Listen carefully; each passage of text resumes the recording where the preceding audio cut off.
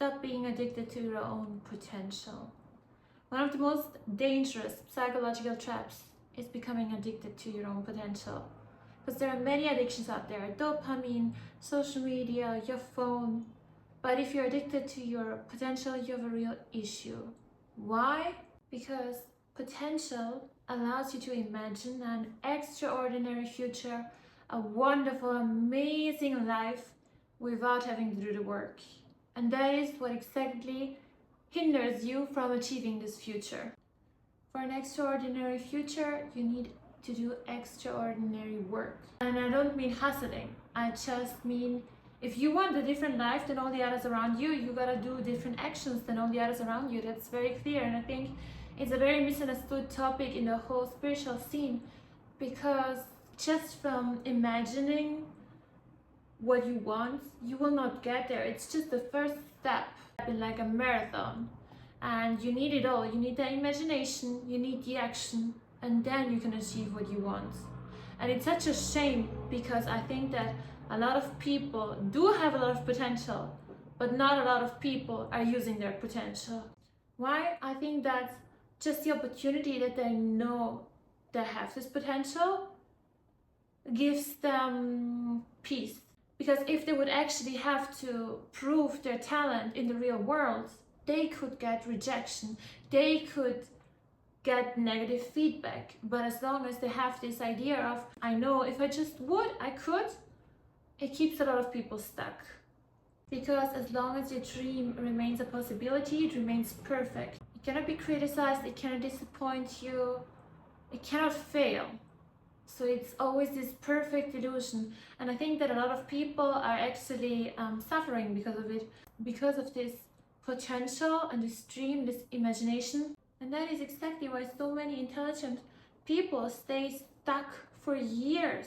Because potential is the possibility without proof. It's like the distance between who you are now and who you know you could become. And most people think that potential is a positive thing, but it's not necessarily always a positive thing, because like, again, I do see that a lot of people are stuck just because they don't use their potential, because just being talented isn't enough. Just having the potential to be, I don't know, the richest man in the world or the most amazing human being on earth, it's not enough. If the action is missing, it can even hinder you more than people who might not necessarily have the potential, but do have the action and do know what to do, and they might achieve it before you because you had the potential and you thought that's enough, because it's not. It's just the first step of many steps. That's what potential is. And as we all know, every addiction gives us something. If you drink alcohol, it gives you like the numbness in the moment. If you're addicted to drugs, it gives you the excitement that you maybe don't have in your normal life, or the self-esteem. So what does potential give you? Potential gives you hope. Because if you always live in the way that you know, okay, or you believe, you think you know, that after the next corner, like at the next corner, like my greatest life is waiting, so I can just relax and do nothing and it will find me. And I'm not saying, I really do believe that we are all, we're all on our way, and we have so much help from the unseen world, from the seen world, and we're definitely guided in specific areas, and some things are meant to happen. I do believe that. But at the same time, you have a body, you're a human being, you're not a human waiting, you're not a human seeing, you're a human being, and your potential needs to meet action and needs to match action. And I know a lot of philosophical, spiritual books, all of them, doesn't matter if you look at Hermetism or Buddhism or like all of those spiritual books that tell you, you know, like you are what you think, you are what you believe.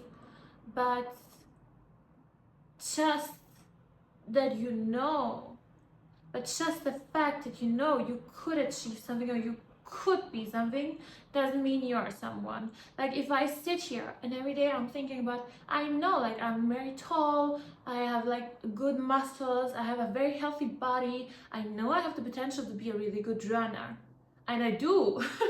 But if I just sit here and don't actually run, my identity is not the one of a runner. My identity is actually one of someone who has the potential to be a runner. No, I gotta go out and I gotta do the running in order to be a runner. And only once I am a runner, I can have all the benefits a runner has. Like, I don't know, like a good, like a healthy body, a strong mindset, discipline, great muscles, a skinny body, all of that stuff. And it is the same with all of that things. And it's such a shame because I do see a lot of potential in many human beings, and it's such a waste if you don't use your potential. But if you just sit on it and oh, I actually have a really great voice, but I don't sing. Why do you not sing? You're a human being. And also what's so tricky with potential is, it gives us so much hope. So it actually never has to meet reality. Because as long as the success remains theoretical, it can never fail. It never has to meet reality, and that means I can never be judged. But it also means you're missing so much what you came here to do and what you came here to show. And I think that a lot of intelligent people are actually falling into this trap because imagination is perfect, and once they actually do something, let's say with the woman who wants the perfect partner, okay, in her imagination everything is perfect, he's handsome, he's rich, he treats her like a goddess. But when she actually goes out there and she maybe has the experience that there are men who are not perfect, now her dream is crashing down, and the imagination of this perfect man fails in a way. Because fantasy is perfect and reality is uncertain. And reality contains rejection and feedback. And once you try to apply your potential in the real world, it becomes measurable.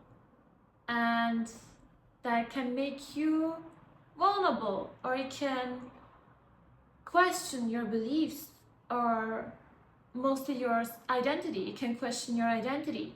So now how are you going to handle that?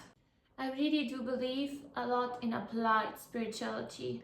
I do love all the texts, I love all the scriptures, I love all the wisdom in it, but it's not enough to just read it and learn it. In my opinion, if you learn a concept in spirituality, for example, and you cannot apply it directly on your life, it's worth nothing. Because you're a human being, you have a body, you're meant to use that body, you're meant to feed your mind, feed your imagination, feed your soul, and then apply it on your real life every day, so that you can see a measurable change in your life and in the life of the people around you. And if you cannot do that, it's just not worth it to even spend hours in reading about it or studying it. But that's just my opinion.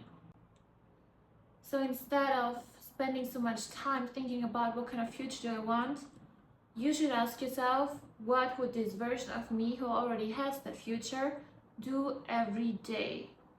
And I do know that it is very hard sometimes, because our mind might sometimes be our biggest enemy. And for me personally, if I don't first thing in the morning go running, go to the gym, sit down and meditate, my mind and the demons in my mind win. And that means I become very not present, I become very stressed, angry, I start having negative thoughts. But if I'm just smart enough, and even if I'm not motivated, wake up in the morning, do my running, go to the gym, sit down, meditate, and then start my day, then I have peace, I have clarity, and I have actually the ability to create what I want for the day or for my life. Because if you do not have the peace, if you do not have the clarity and the wisdom and quietness inside, you cannot create anything that you want in your life. It's simply impossible. And in New York, a girl I really, really, really admire, she told me, people should be way more bored. And at the time, I didn't really get what she meant, because I was like, I don't know, boredom is actually a negative thing. It was a negative thing in my mind. But now, from her perspective now, she was 100% right. You need more quietness in your life, because just think about it. If you're constantly bombarded with social media or the phone or news from other people, You cannot gain clarity and quietness. But guess what is needed in order for you to create what you want, to manifest what you want? Quietness and tranquility and emptiness, boredom. And for me personally now, because I do believe the more you walk on the spiritual path, the more sensitive you get. If I don't feel aware and if I don't feel present, I cannot feel happiness. Like I need to be really aware, really present in this moment in order to feel my happiness arise. And I'm a very, very happy person. So when I notice, oh my gosh, my mind is right now winning the battle and I'm distracted, I'm angry, I'm not happy, I have a bad posture, all of these things, then I'm like a reactive slave to my mind.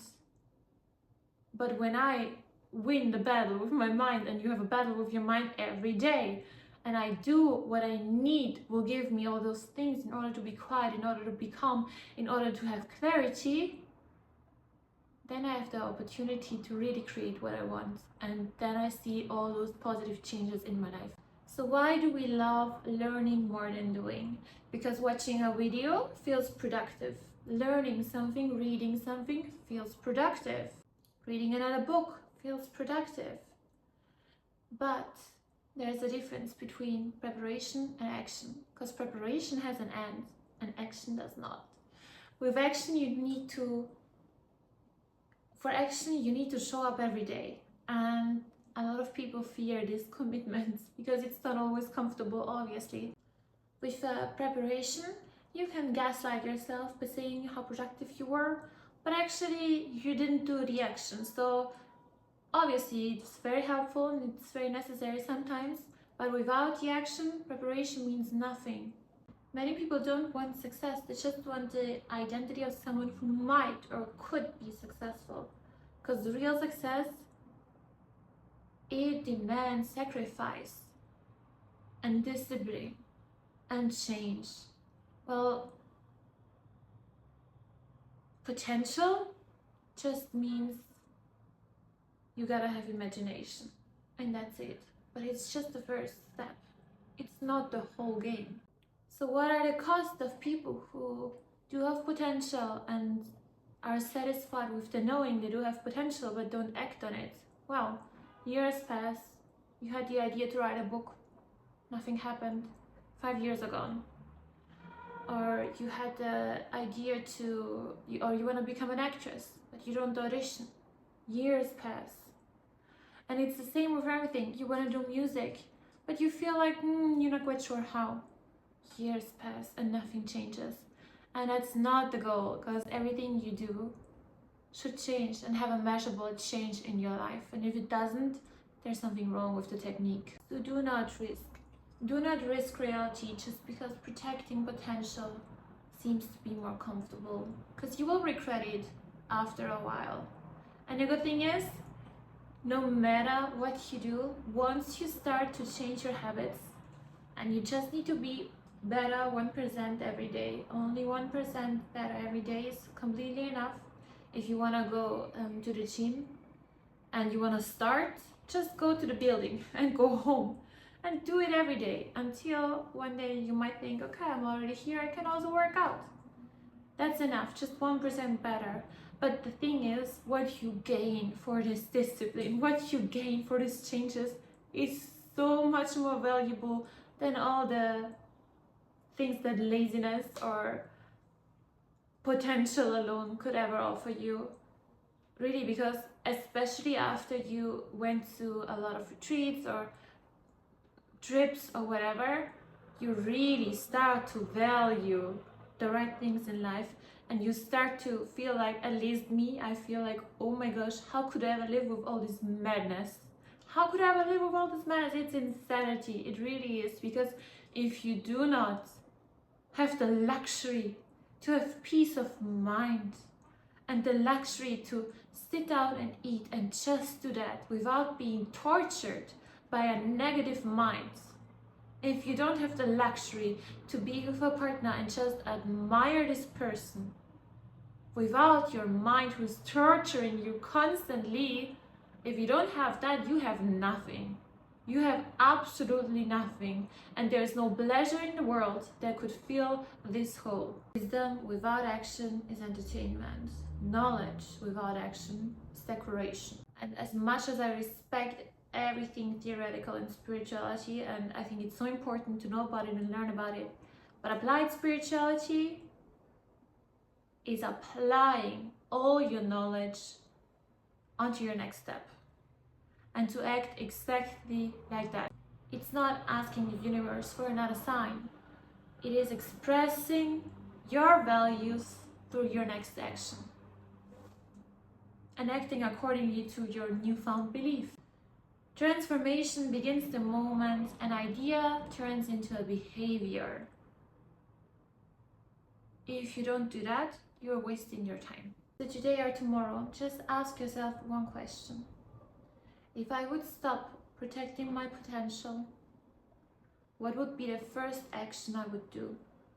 And then write it down.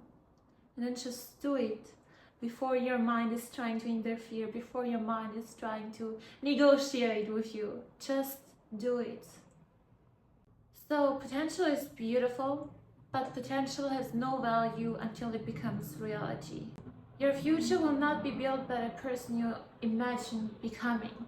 Your future will be built by the person you are becoming and repeating every day to be.